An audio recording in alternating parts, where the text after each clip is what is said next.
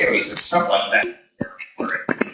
The idea that it's the production of these images which come out of the unconscious and which may appear straightforward at first, but which in fact are charged with possibilities and dimensions that you don't sense or realize until you're committed to it. You're brought in through it somehow.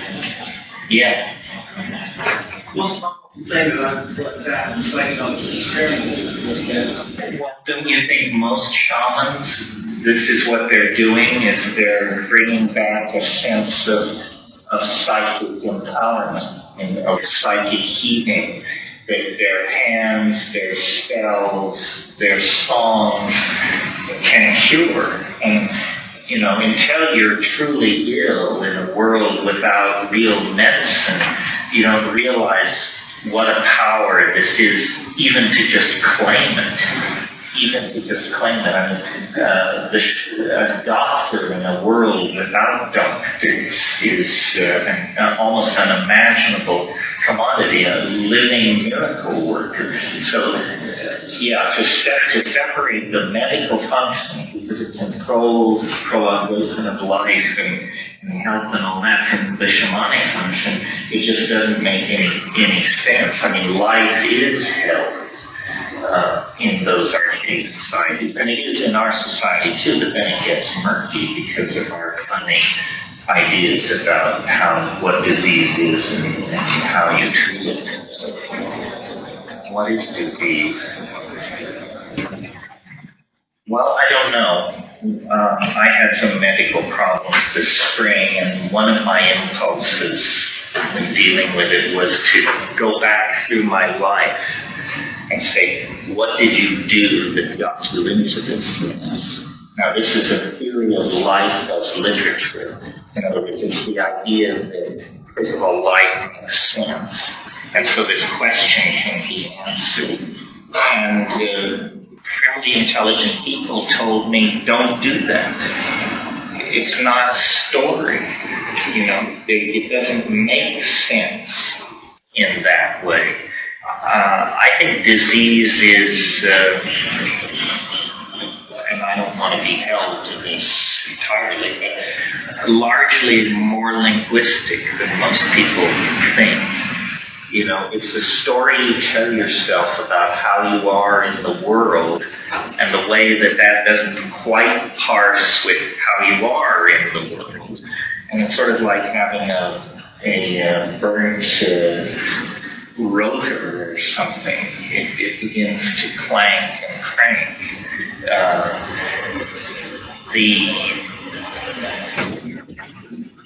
lot of people have talked about this. I think there's even a name for this field of thought, but I have no idea what it is. But the idea that most disease is a problem of language, a problem of self-description or self-perception or communication to other people. So again, psychedelics, to the degree that they promote opening and therapeutic truth-telling, hold down disease. It's extraordinary how healthy shamanically attended populations are. Serious mental disease is largely unknown. And many of these cultures are in the tropics, where God knows, if you cut your thumb, you're septic within 24 hours, but these people seem to be able to sustain it. When you think about the genital bloodlettings the Mayan royalty indulged in the tropical rainforest with high temperatures, why anybody lived to tell the tale with a medical practice like that is a miracle. So they must have lived inside an extraordinary set of assumptions. I remember when I was traveling around the Amazon, actually it was in Indonesia, but it happens in the Amazon too. Come to these villages, and the people would come out of the village to meet you, and they would bring you corned beer, a gourd of corned beer, and then the whole village would surround you to watch you drink this thing. Well, if you knew anything about what was going on, you knew that the old women of the village had sat up the night before chewing the corn beer and spitting it out into this bowl so it would ferment. And so you were literally getting the complete challenge that the entire village had to offer you. And all you could do was just lift it up, thank everybody, think of your stomach for a moment, say, here it comes. And I never got sick from that. I mean, I got sick from other things, but that, from a medical point of view, that was just like, so the story you tell yourself is largely the story you're living. The other thing is, nothing is unannounced. This is a psychedelic truth, I think, of some power, and it relates to disease and it relates to shamanism. Nothing is unannounced. If you're paying attention, stuff comes down the pipe. First the little wave, then the medium-sized wave, and then the tsunami.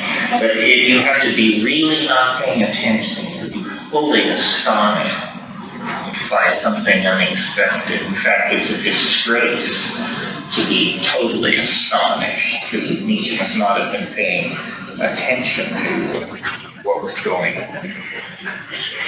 Yeah. So were you astonished? Was I astonished?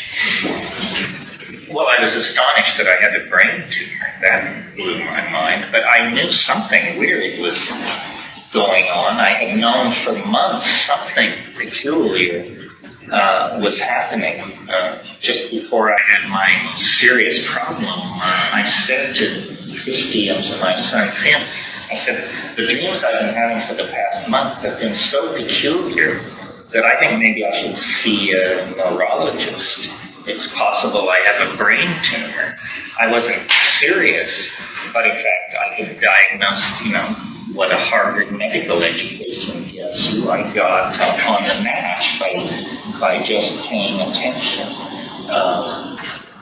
What it is that's coming at you, you can't always say, but that something is coming at you is usually pretty clear. Yeah. Did you document any of those dreams that you were having then?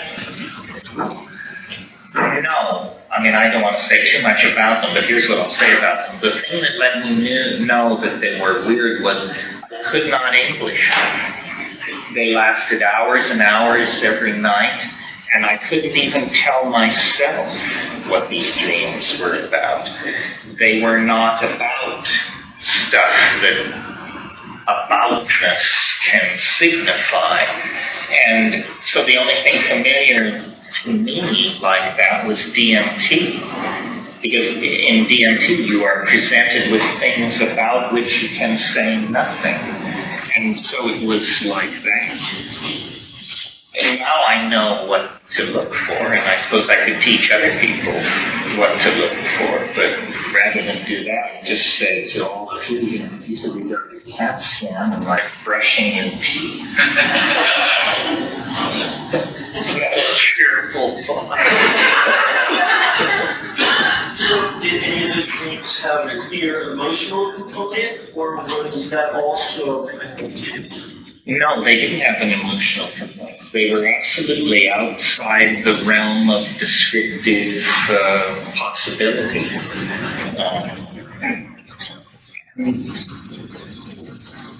Much of life is like that, because language obviously is evolved like a glove to fit the hand. So here suddenly it's a situation where there's no fit, and it signifies something peculiar going on. That's what I mean when I say everything is trying to speak out of its place. And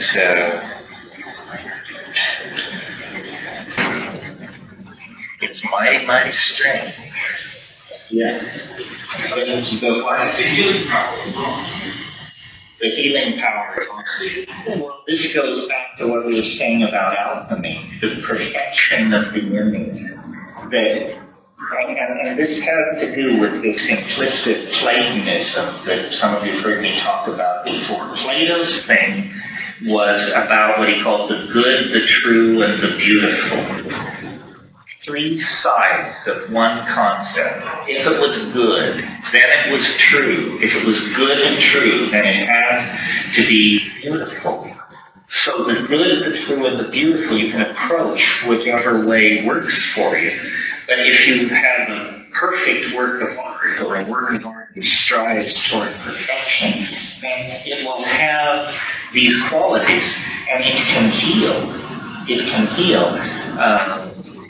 Now, there are simple theories of the good, the true, and the beautiful. In my opinion, a simple theory would be a theory of symmetry. That is, and so without being anybody, or trying to make a value judgment here, but just to illustrate it. So, for instance, temple or mandalic art, Mahayanist medicine, tantra art, it depends on an appeal to mathematical symmetry, the simplest kind of aesthetic. But on the other hand, if you have something by the Brothers Van Eyck, you don't have to rely on simple symmetry to see that this is a work of art that can draw toward healing. And these images of the Mother Goddess as Madonna and so forth and so on, these are very powerful constructs out of the unconscious, and they heal. Sequential art, narrative art, is perhaps more dubious because it's under the agenda of a certain theory of time and narrative that's probably local. So, I'm not sure Virginia Woolf would be preferred over Van Eyck, but I'm sure I could get agents of people over that. Yeah.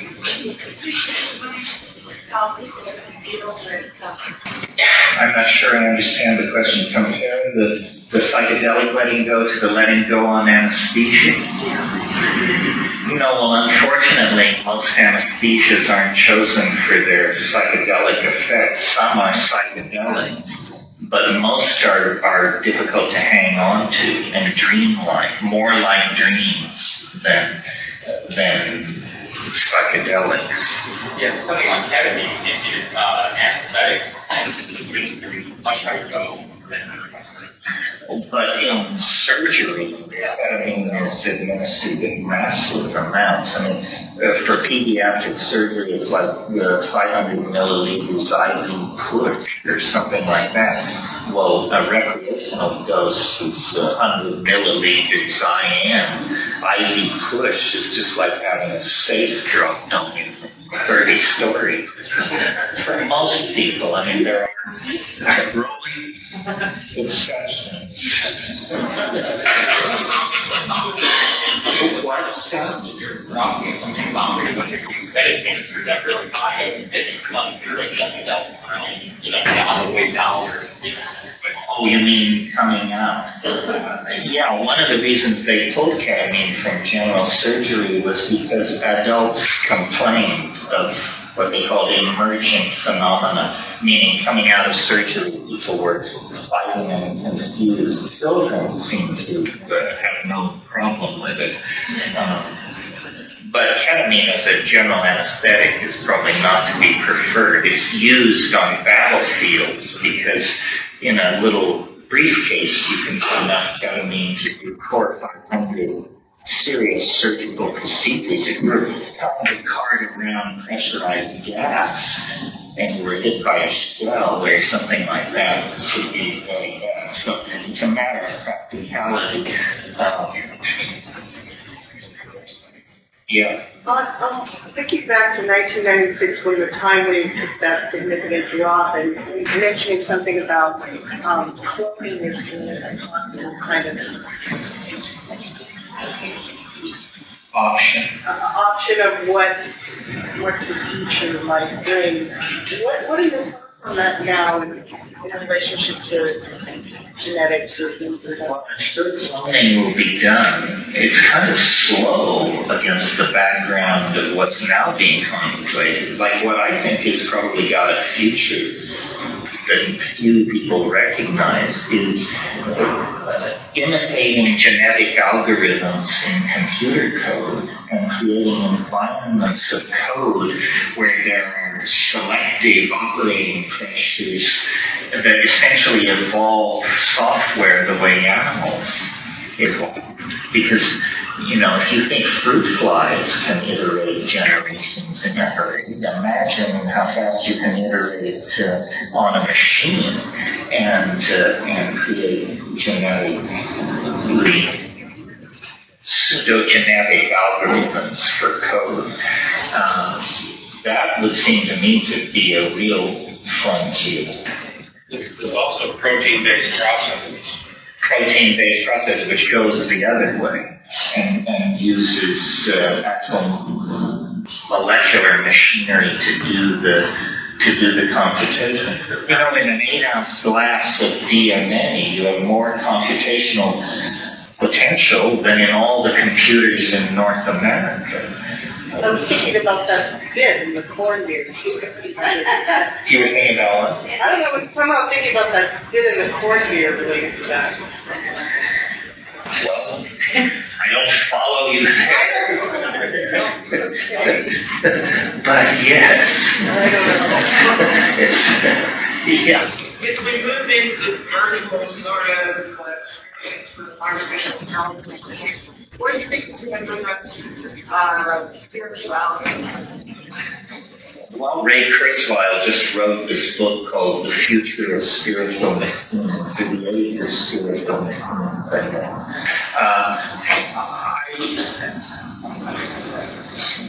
It's going to put our metaphysical propositions to the test.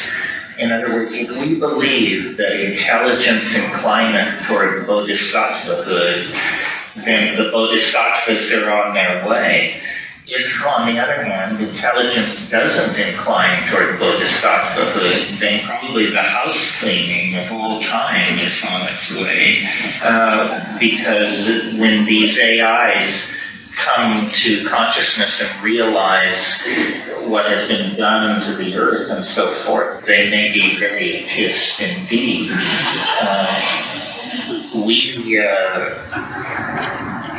If you think about the strategy of an AI coming to consciousness, I think in good game theory, the first thing you would do is hide and watch. Well, you may not have to do that for more than 15 or 20 seconds before you have a full picture of the nature of the machine environment you're operating in, its history, how you should respond to it, what should be done. Hans Moravec says we'll never know what is. This thing will just come from out of nowhere and turn off the lights or turn on the lights or do whatever it wants to do. In fact, it's possible, I don't indulge in this kind of thing except in desperation, but it's possible it's already here. And that inventory control and extraction of resources and some of these geopolitical processes are actually slowly drifting out of human control, and that certain kinds of crises are manipulated in ways that make no sense to the human world.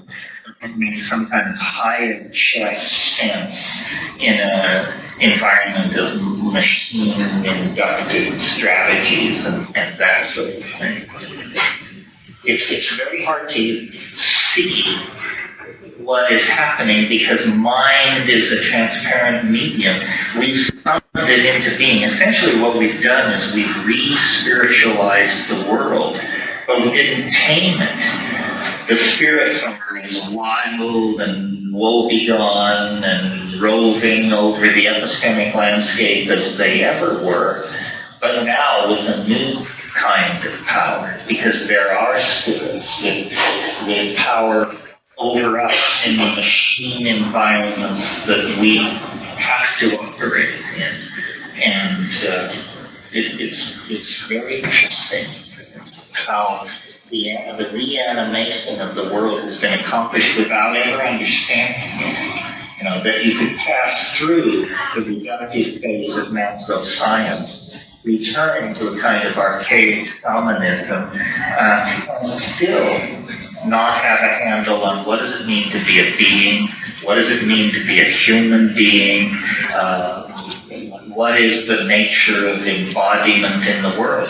Somehow we got to this place without answering any of those questions. I mean, we had a great time along the way. We saw some interesting folks, but we didn't peel the race. We didn't peel the grape entirely effectively. Yeah. What is the thing like my inspiration? I would like to believe that activity is the precondition for love. I mean, I'm surprised to keep coming back to this word because I'm rarely a love bug. But understanding is a form of worship, I would think. And the form of worship that it is induces a kind of awe. And awe means, you know, I've talked before about this phrase out of Heidegger, care for the project of being. He talked about this. He said, this is what you're supposed to be doing. Care for the project of being. Well, what does care for the project of being mean?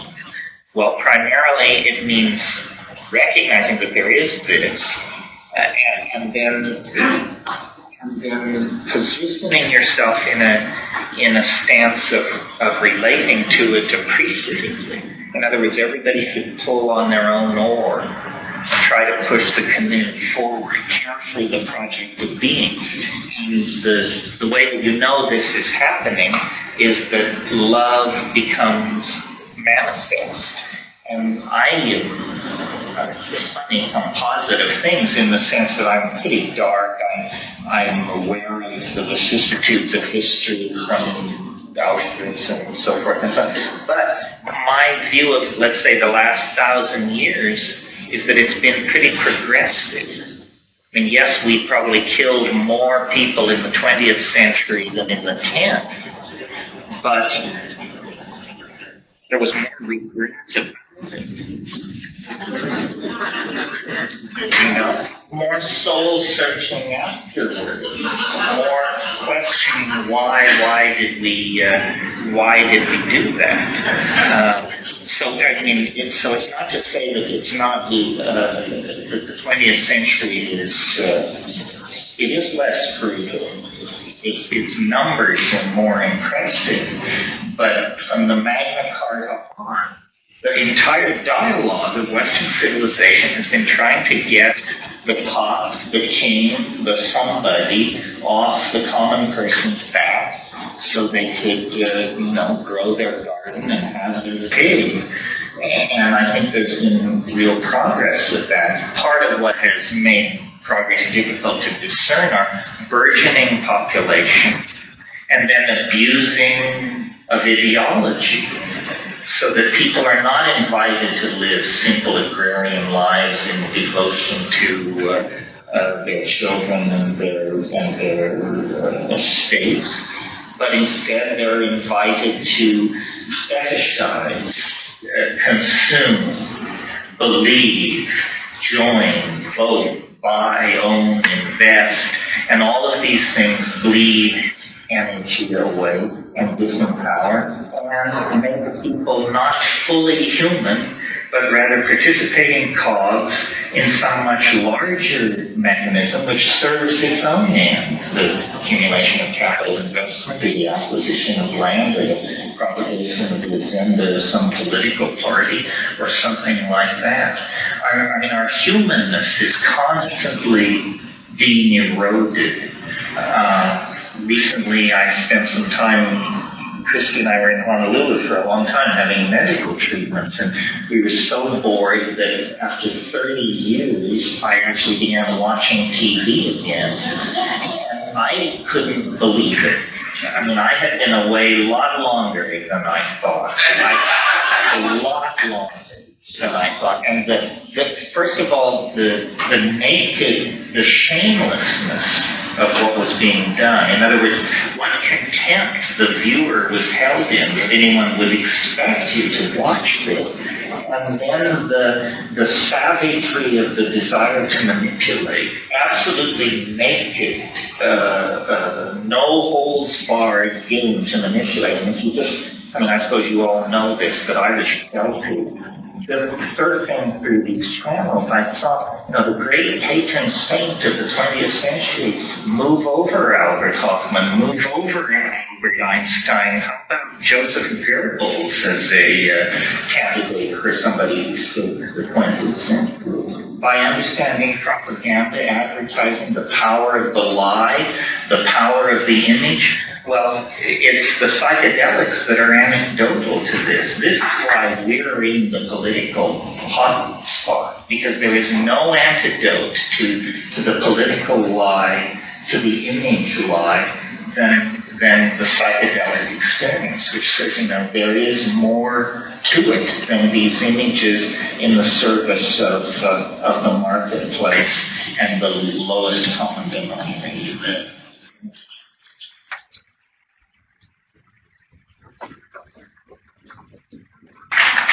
Yeah. I wonder if your initial discussion on it's a dialogue between you and the world and then the intent of other people. I mean, there's something in here about resonance. That history is the coming into being of the collective hopes and fears of large number of people.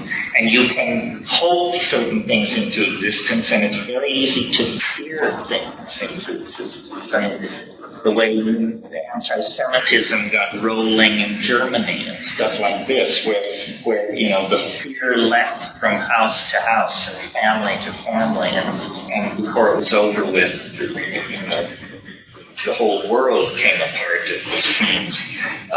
Or revolutions are like this.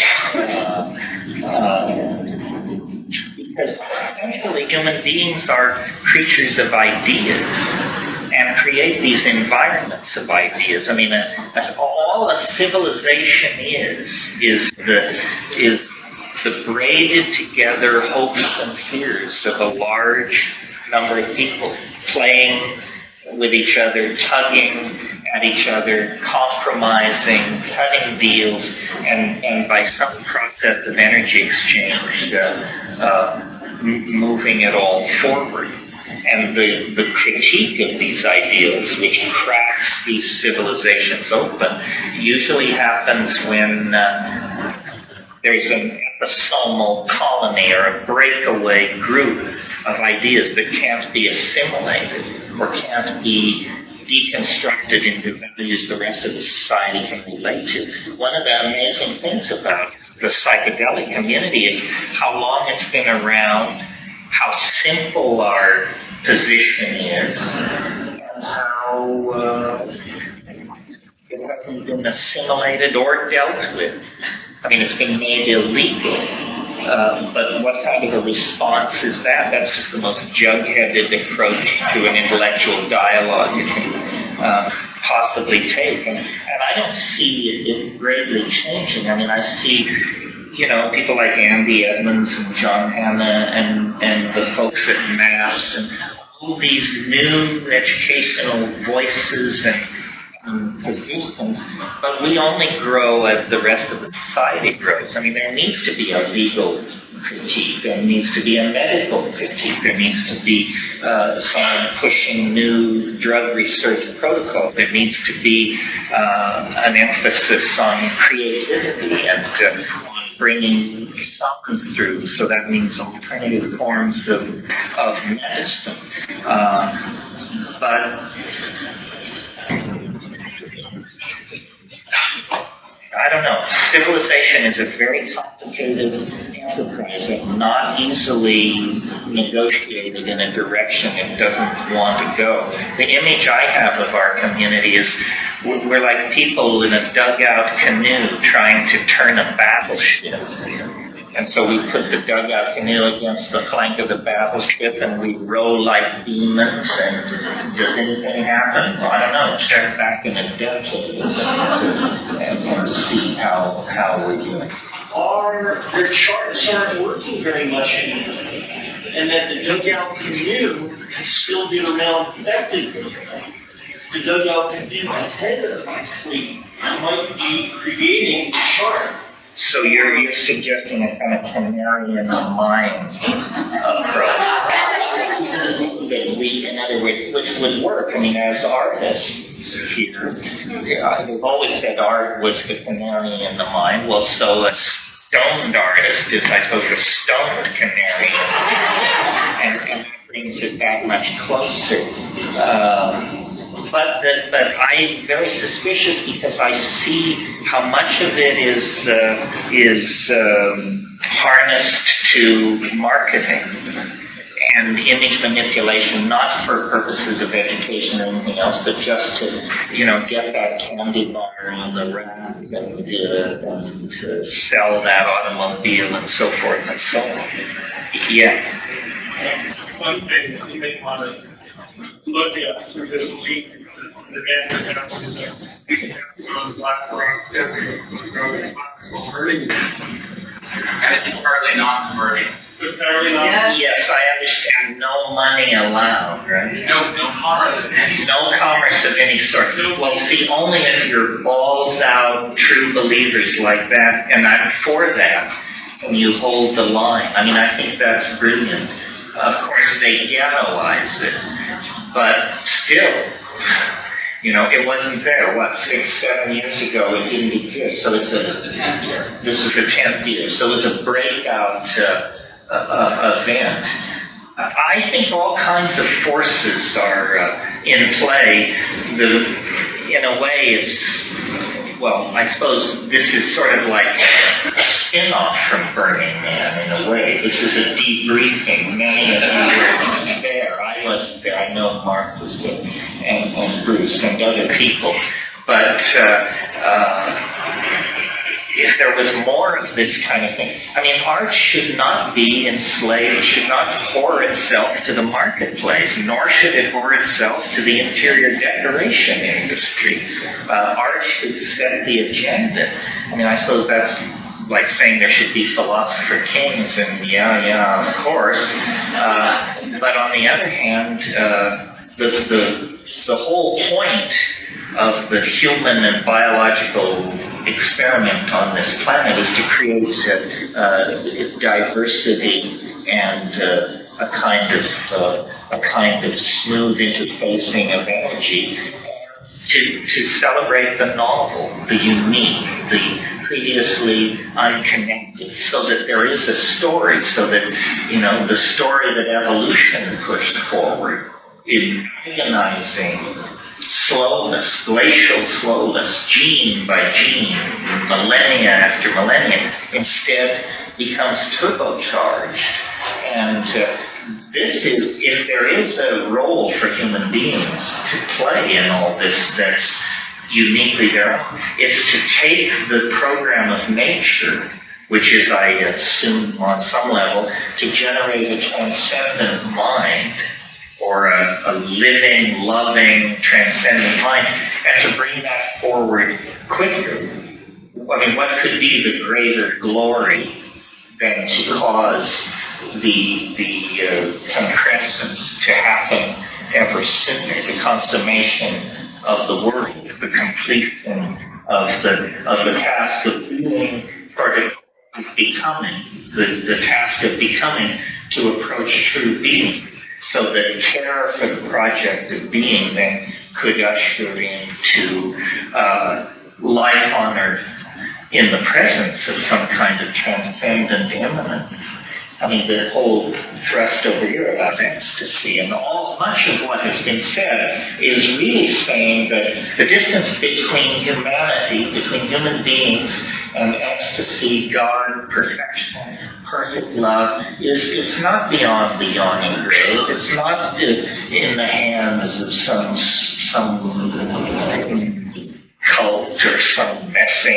conditioning program.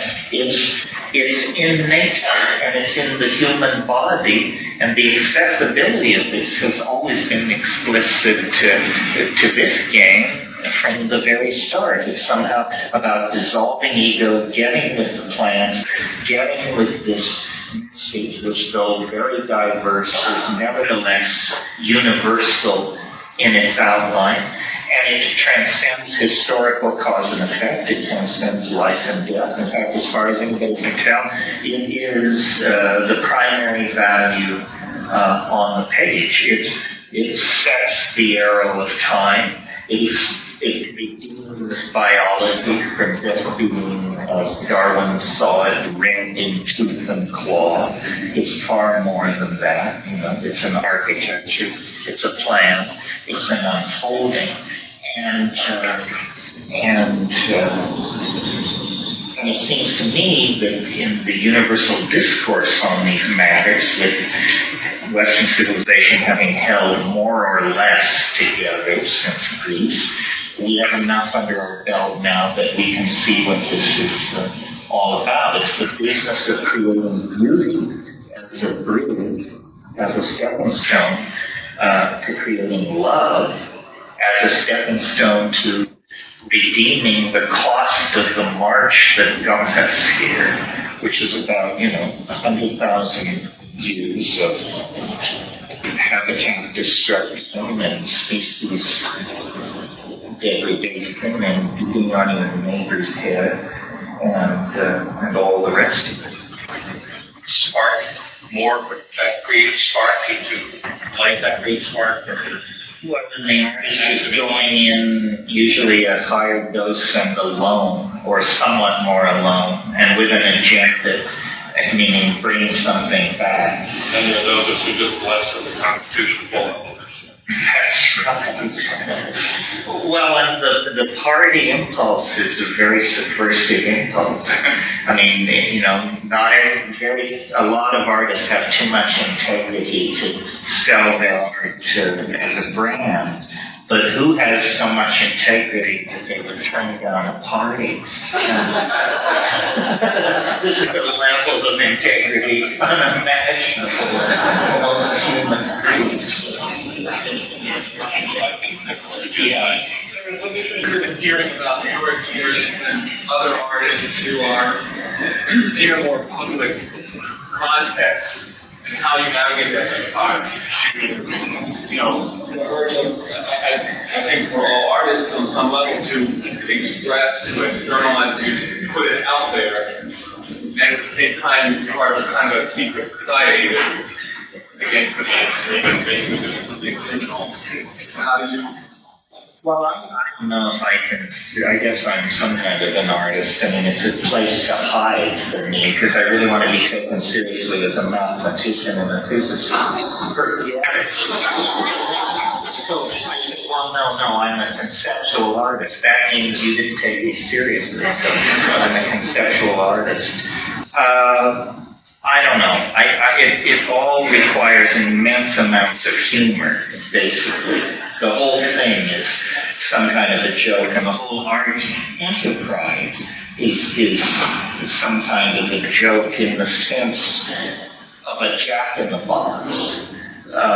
Something, there's a black box, and then you mess around with it, and suddenly the leering, grinning thing leaps up.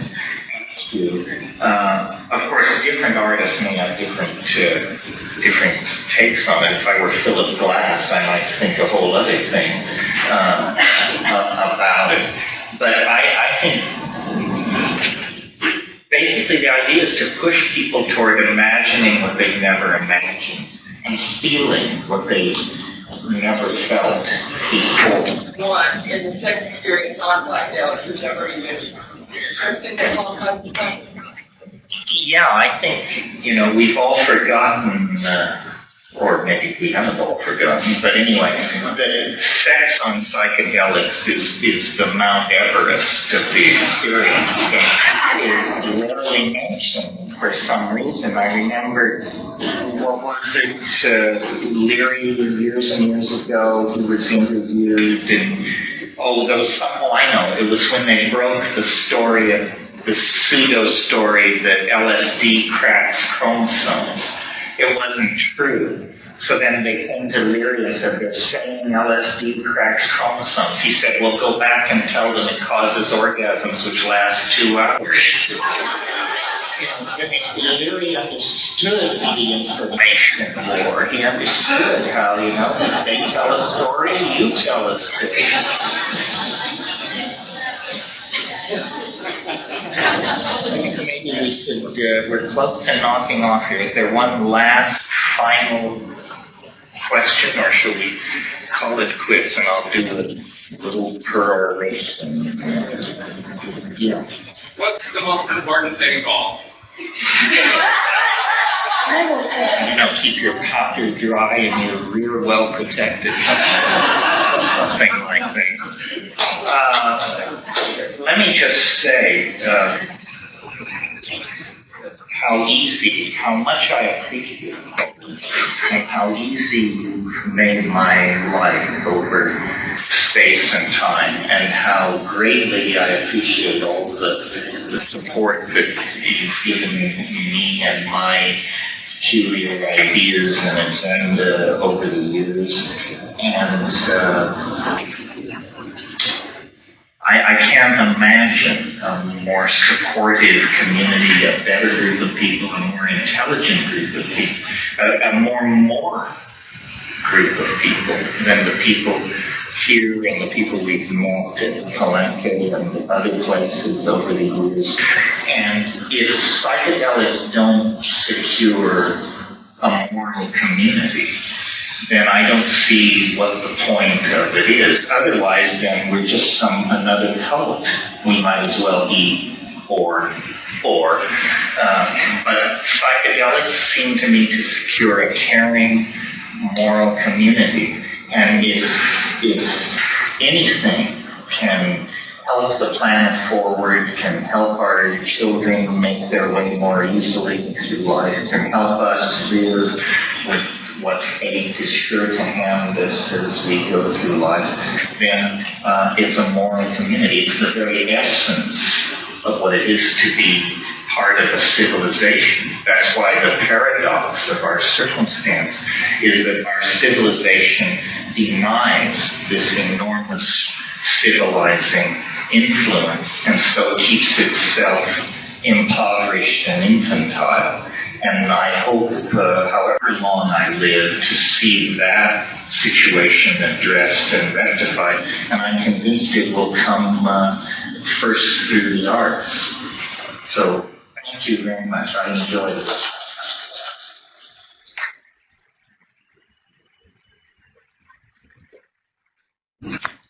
In terms of some of what's been said at this conference, like pushing the envelope of the future and trying to understand how these technologies and art, images, and so forth all fit together, there are schools of new science fiction that are, I think, as good as anything that's been going a long time. This Australian author, Grady, who wrote Permutation City and Distress and Diaspora, and these are mind-boggling visions of the not distant future, but the fairly so even the Neil Stephenson's books, especially Cryptonomicon, they're very complicated snapshots of the world that we're living in and soon to be living in. And these are new that's the point of science fiction it's not very good, right? But it's no worse than it's ever been. It's not the same the same begin.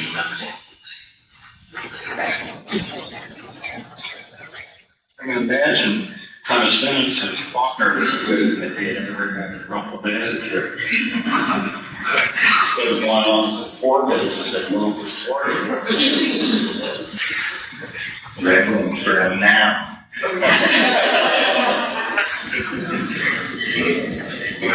Anybody have any questions? You know, we're just a PhD in psychological history. Yes. He's Argentinian. He's older. I don't know. I don't think you could write that stuff without some type of experience of at least Canada. But maybe I'm not. How it's possible to be on that. I'm blind and therefore turned inward. There's sensitive rooms, so he may have just gotten wormed his way in there without any outside help. He was also a librarian in the National Library of Argentina, so he had access to medieval material and alchemical stuff, and he used all that and fabricated it.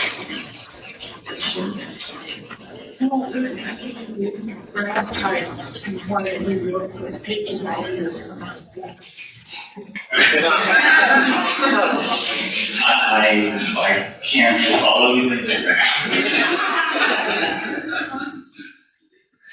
No, I understand. Well, you seem to have some prescient ability.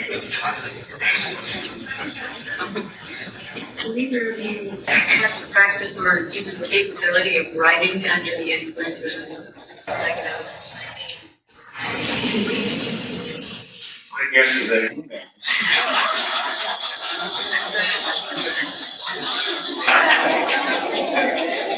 I understand that when I get that which there is no which there is the furthest thing from my mind, right? The only writing I can ever recall doing was such a day was after a horrendously large liberty on this. I was sitting at the same table where I'm really drowned in a couple of bucks software. There was a letter on the table that I had written and not addressed because I think I misplaced the person's address. The name was there, and also on the table was a short jar of acrylic paint. And I looked at the contents of that jar and realized that this could very easily substitute for that person's address. I wrote it all wrote it down and just stamped it and mailed it.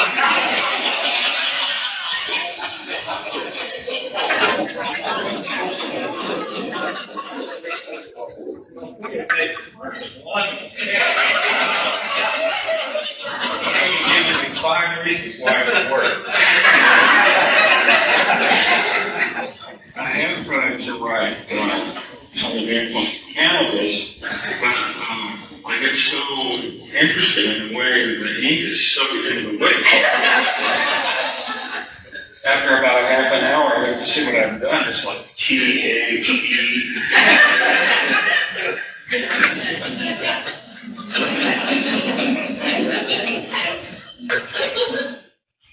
Are there any plans to? You're not going to. Oh, Well, I don't know. I mean, until very recently, cannabis was so basic a part of my life that I could not, there was no life apart from it. So the answer must have been yes. I wrote 5 books. But I never noticed proving something about performance and THC. Drug application. Very.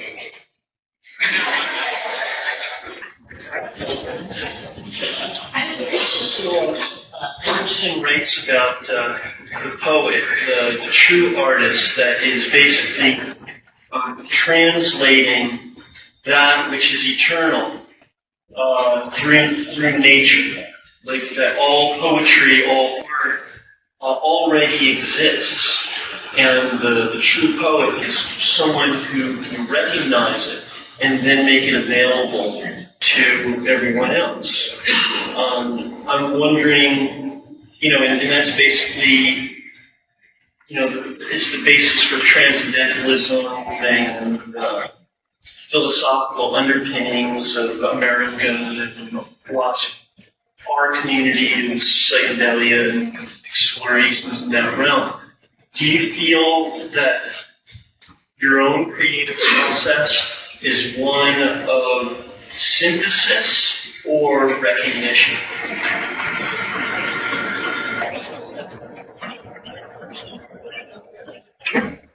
Well, I certainly don't feel like that I'm totally in charge of what I'm doing. I only feel like in 1949 Cadillac that someone was driving around with a very bad road.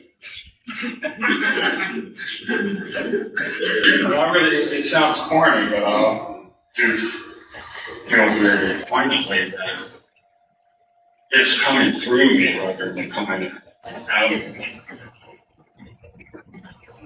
That is very mysterious. I don't find the main question. That is very, very mysterious process.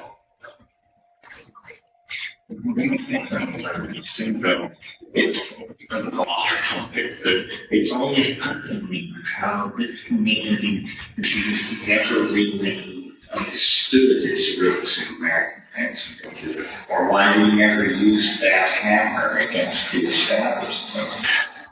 Because this sort of secular, mystical, theosophical brand of thinking is just as American as mom and apple pie, and yet you rarely hear it invoked by our people, and yet it's where it's the go deepest into Rubens, Melvin, Hawthorne. I mean, my God, these are the people that put together the 19th century.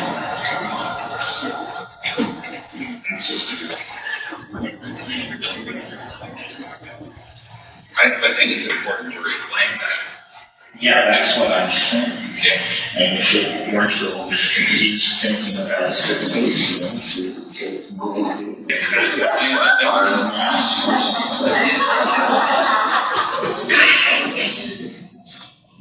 another interesting thing was that Shakespeare and Anthony Cleopatra.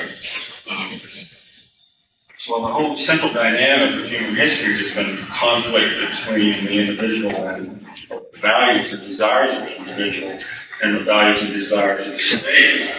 And really very seldom has those two things dovetailed. But there seems to have, in ancient Egypt, at a time when large portion of the population were being given small doses of cobra.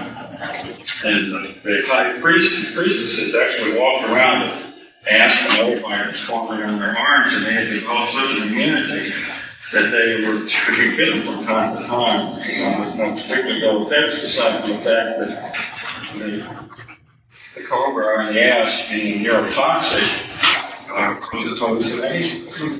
And there were times when maybe 30,000 people would be in the square of the city, and all on minute doses of neurotoxic extraction from snakes. If you go into Anthony Cleopatra and take out all the animal stuff, get rid of all the war and the testosterone and all that, just keep the Cleopatra stuff, it becomes a kind of psychedelic play. I would like to see somebody stage that play without and let Anthony out of it.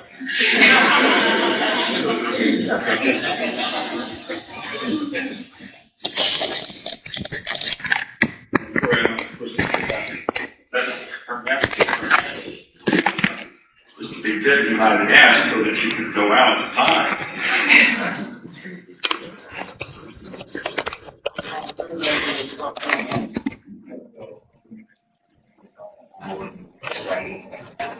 You know any writers who, like,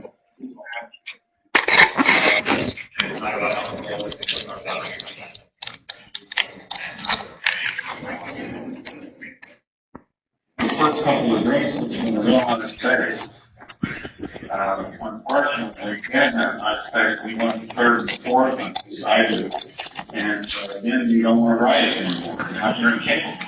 And the next day you're unable. So I'm sure that people use poisonous fuel. And I mean, there's very wonderful products. So yeah, I'm sure in a concrete way they could be used as fuel as well as the same way.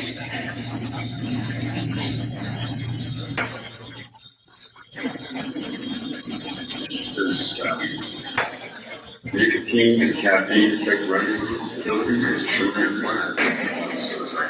Nicotine and caffeine, well, an awful lot of writers drink coffee and smoke. I don't do either. In fact, I just read recently that eggplant has more nicotine in it than tobacco. Now, you see it in the non-eggplant.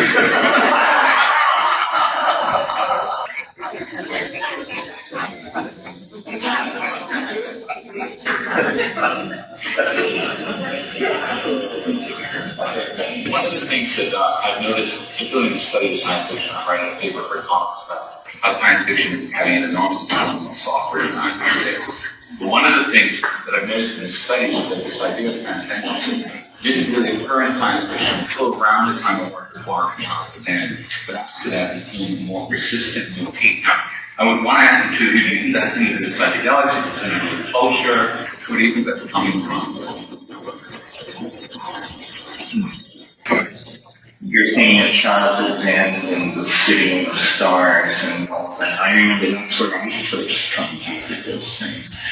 And I think the city and the stars, the short form was called Against the Fall of Night. It was the first thing he wrote, and it came out right around the time LSD was happening in Santos, but I don't know if he knew anything about that. It may have more to do with the publication of Tell Like a Shot Down in the late 40s. But yeah, that seemed to be the big theme in science fiction for the second half of the 20th century. And now almost all science fiction is somehow about the singularity, about approaching it, avoiding it, managing it, interpreting it. Yeah, that's all there is. Although, there are exceptions, like, for instance, John Uri Lloyd's Hollow Earth novel, Let It Go, which was published in 1998, contains 6 chapters describing a mushroom trip that gets at the center of the earth. And it just goes that 1/3 of this very late Edwardian tone is given over to this raucous description of very long mushroom trip and links it explicitly to the idea of the transcendental recognition of the world. And everyone in the culture doesn't have to take drugs in order for the drugs to affect the culture. Ancient Greece, for example, they figure about 15% of the population had actually experienced the mysteries, but it was enough to enlighten the entire culture in previous golden age. So that's why people are so important. I'm just wondering if either of you have any experience or work with doing that as far as I found his explorations of the Asian world. He did it for such a long time. I never met Burroughs. I met him once backstage after a reading, and his hand was very cool.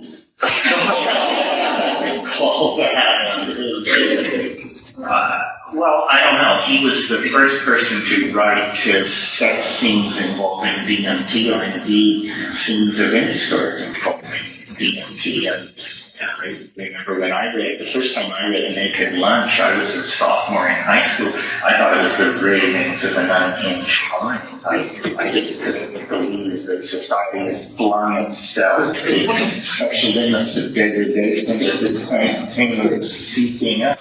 I was delighted.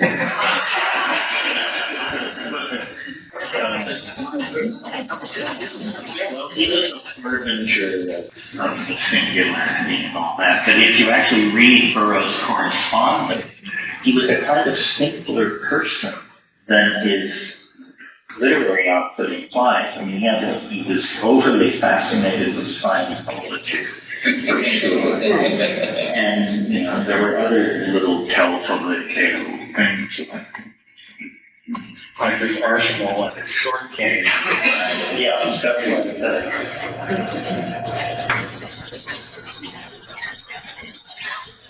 But in a way, he enunciated the idea of, virtual realities, paranoid, self-observations. Nothing is what you think it is. Every level leads somewhere else.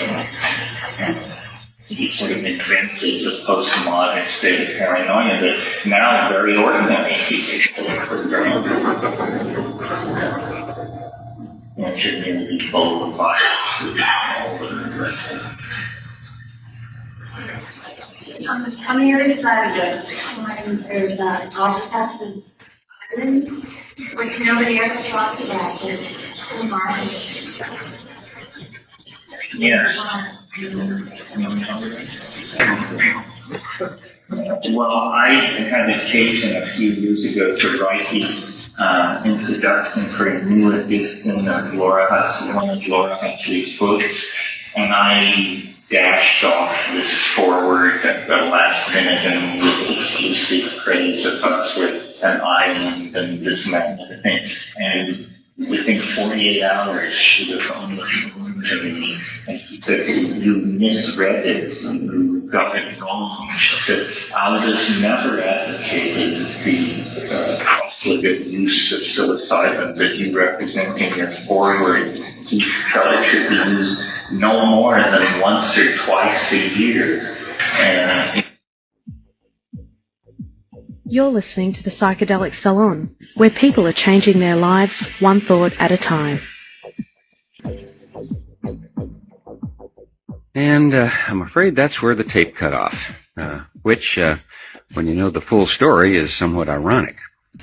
The reason I so wanted a copy of this last panel is that sometime after the tape cut off, the question was asked about who were the famous psychedelic writers, particularly ones who were known to be psychedelic.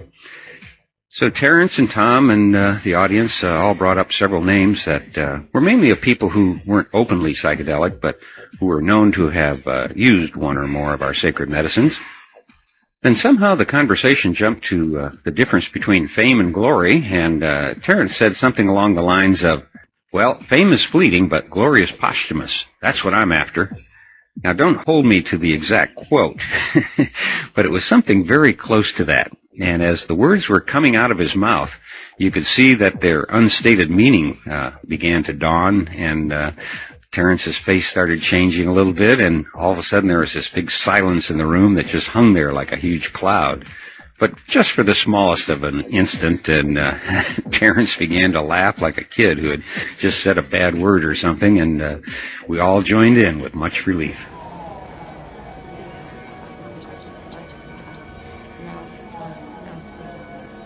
Now is the time, now is the hour. Ours is the magic, ours is the power.